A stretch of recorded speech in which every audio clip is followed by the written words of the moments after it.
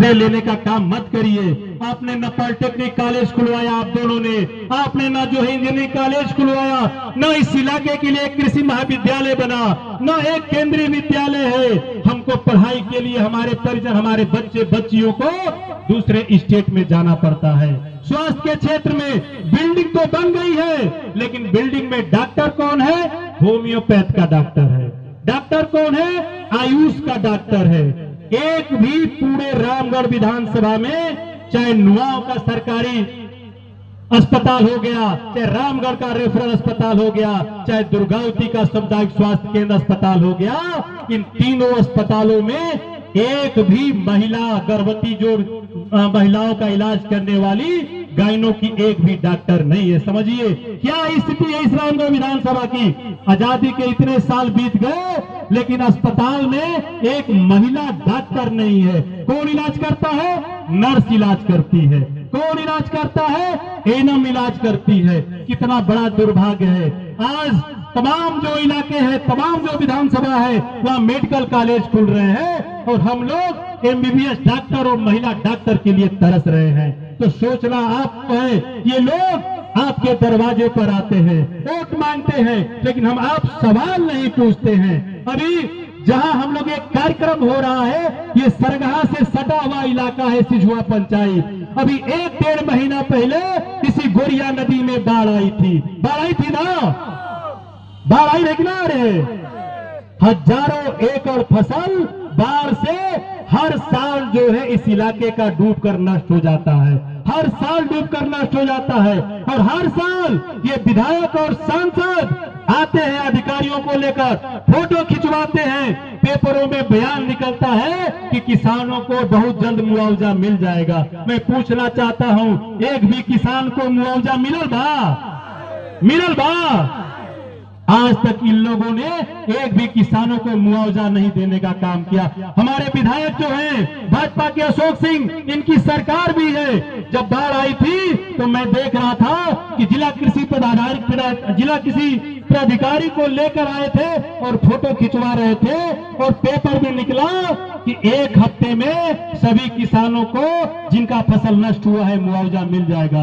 लेकिन 2 महीना बीत गया, 2 साल भी बीत जाएगा, 20 साल भी बीत जाएगा, लेकिन किसी को मुआवजा मिलने वाला नहीं है, मिलने वाला नहीं है।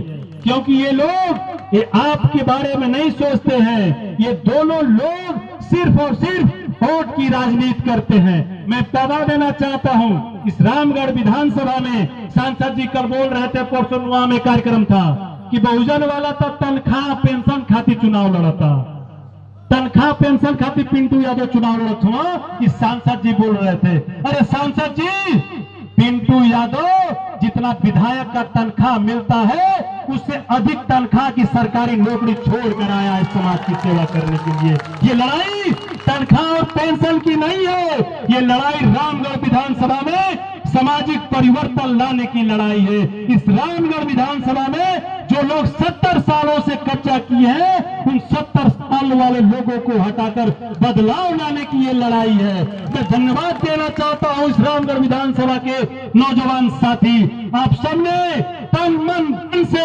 आपने मेहनत किया है, आपने भाई का साथ दिया है। अब तमाम अभिभावकों और नौजवान साथियों ने अपने भाई का साथ दिया है कि आपका भाई, आपका बेटा आपका है और आपका रहेगा। उधर सांसद, विधायक, मंत्री, मुख्यमंत्री हैं, लेकिन आप ही मेरे मुख्यमंत्री हो, आप ही मेरे सांसद हो। कोई मेरे मंच पर विधायक और सांसद आपको दिख रहा है?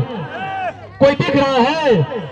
इस मंच पर बसावन बारी जैसे लोग हैं, इस मंच पर डॉक्टर राकेश मौर्य जैसे लोग हैं, इस मंच पर रेखा खरवार जैसे लोग हैं, इस मंच पे आम आवाम के लोग हैं। तो एक तरफ केंद्र और बिहार सरकार है, एक तरफ विधायक और सांसद है, तो एक तरफ आपका भाई, आपका बेटा है। आपको तय करना है कि विधायक सांसद को फिर से विधायक सांसद बनाना है कि अपने भाई, अपने बेटे को, अपने जनता से चुने हुए लोग को विधायक बनाकर भेजना है। तय आपको करना है। मैं ज्यादा कुछ न कहते हुए, इन लोगों ने आज तक एक भी ऐसा काम बता दे, ये 11 चौबे नहर आज तक पक्कीकरण नहीं हुई। ये करहगर का जो राजबाहा है, आज तक पक्कीकरण नहीं हुआ। अगर इन लोगों ने चाहा होता तो सोन नहर प्रणाली को दुरुस्त कर दिया होता तो इस इलाके के किसान सिंचाई में खुशहाल हो गए होते। लेकिन माननीय विधायक जी ये काम नहीं करेंगे। गंगा का पानी ला रहे हैं, गंगा का पानी ला रहे हैं। 70 साल से गंगा का पानी आ रहा है। हमारे अभिभावक नौजवान से बूढ़ हो गए, हम लोग भी नौजवान से बूढ़ हो जाएंगे और गंगा का पानी आते रहेगा। अरे जो पानी बिहार में है, जो आपका पानी है, जो आपके हिस्से का पानी है, वह पानी तो आप ला नहीं रहे हो और चले हो उत्तर प्रदेश से गंगा का पानी ला ले। ये सोन का पानी नजदीक है कलानी के लिए कि गंगा का पानी नजदीक है कलानी के लिए? मैं आपसे पूछना चाहता हूँ। जो गंगा का पानी उत्तर प्रदेश से लाना है, मैं एक दो बातें बता देना चाहता हूं। जो गंगा का पानी उत्तर प्रदेश से लाना है उसके लिए एनजीटी से परमिशन चाहिए, उसके लिए गंगा पर कैनाल बनाने के लिए उत्तर प्रदेश सरकार से परमिशन चाहिए, केंद्रीय जल बोर्ड से परमिशन चाहिए, उत्तर प्रदेश सरकार जल बोर्ड से परमिशन चाहिए। लेकिन एक भी 10 महीनों में परमिशन नहीं हुआ है। पेपर में निकल गया कि गंगा का पानी का शिलान्यास हो गया।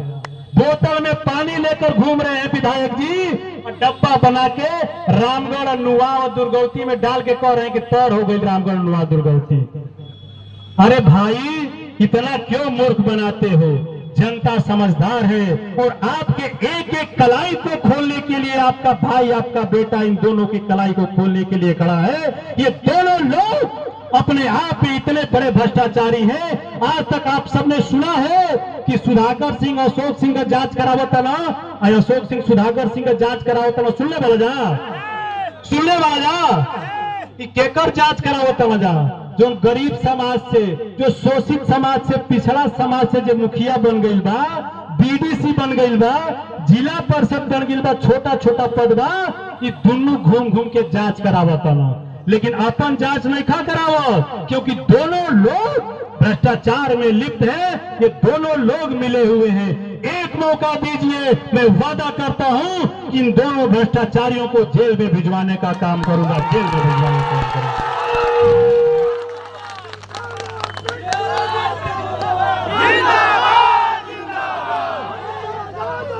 तमाम बातें हैं, समय कम है। इस कलानी चौक पे हम लोगों का कार्यक्रम, आप सब अभिभावक नौजवान साथी इस कलानी बाजार में जुटे हैं। एक काम मैंने देखा कि इतने सालों बाद माननीय सांसद जी और माननीय विधायक जी का देखिए हम एक काम, एक जनी टंकी ही लगवा दे बना कि आनी परिवार तो टूट जाई और एक जनी चापा कल लगवा दे बना। यही कलानी चौक का विकास है। मैं पूछना चाहता हूं जो विधायक 70, जो विधायक केंद्र में जिसकी सरकार, जिसकी बिहार में सरकार, उसके लिए कलानी में सिर्फ एगो चापा कलवा जे सब 40 साल जेकर परिवार जो है कि शासन के सुकर खाती है एगो टूटा ही टंकी। अरे महोदय, इस कलानी के विकास के लिए तमाम चीजें हैं। अगर इस कलानी में एक कॉलेज खुल गया होता और अगल बगल के 5-6 पंचायतों के लिए जो है पढ़ाई के बच्चे पढ़ाई करने जाते, इस इलाके में अगर एक स्वास्थ्य केंद्र, हायर सेंटर खुल गया होता तो इस इलाके के लोगों को इलाज कराने के लिए बनारस नहीं जाना पड़ता। लेकिन आप तो चापाकल और टंकी लगवाने वाले लोग हैं। शिक्षा और स्वास्थ्य के बारे में तो बात ही करना दूर है। तो ये तमाम बातें हैं। बहुत दूर दूर से भी लोग आए हैं, कोई साइकिल से आया, कोई पैदल आया है। मैं ज्यादा कुछ न कहते हुए इतना जरूर कहूंगा कि सबको आपने मौका दिया, एक बार अपने भाई, अपने बेटे को मौका दीजिए, एक मौका दीजिए, एक मौका दीजिए। मैं आपके रामगढ़ विधानसभा की तकदीर और तस्वीर बदलने का काम नहीं करूंगा तो फिर दोबारा वोट मांगने इस रामगढ़ विधानसभा में नहीं आऊंगा, नहीं आऊंगा। ये वादा करता है आपका भाई, आपका बेटा। मैं आपके बच्चों, आपके परिजनों के शिक्षा के लिए लड़ूंगा, आपके बच्चों, आपके परिजनों के बेहतर स्वास्थ्य के लिए लड़ूंगा, आपके खेतों के सिंचाई के लिए लड़ूंगा, आपके नौजवानों के रोजगार के लिए लड़ूंगा।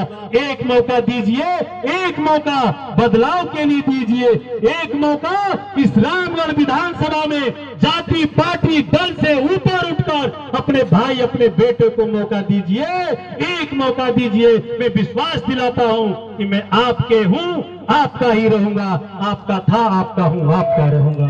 इन्हीं चंद शब्दों के साथ अब तमाम अभिभावक नौजवान साथियों से कहना चाहूंगा, आप लोग आराम से घर जाइएगा। जो साथी मोटरसाइकिल से आए हैं वो लोग आराम से जाएंगे, जो लोग साइकिल से पैदल हैं आराम से जाइए घर। और दिल में एक बात बैठा के जाइए कि एक एक वोट हाथी वाले खाने मर देना है, एक एक वोट। और एक और महत्वपूर्ण बात बता देना चाहता हूं, जितने भी लोग हमारे आए हुए अभिभावक नौजवान साथी और जितने भी हमारे बाजारवासी हैं, आप सबसे भी मैं अपील करता हूं कि एक बार बहुजन समाज पार्टी को वोट करिए। और जितने भी लोग बाहर नौकरी करने गए हैं, दिल्ली, कलकत्ता, हरियाणा, पंजाब, हैदराबाद में, आप उनसे भी अपील करिए, अपने भाई, अपने नौजवान साथी अभिभावक जो बाहर गए हैं, कि जब आप पर्व त्योहार में घर आते हैं, आप शादी विवाह में घर आते हैं, ये लोकतंत्र का पर्व है, 5 साल में एक बार आता है। यह पर्व आपके इलाके की तकदीर और तस्वीर बदलने का पर्व है। आप जरूर आइए, 2 दिन के लिए ही आइए।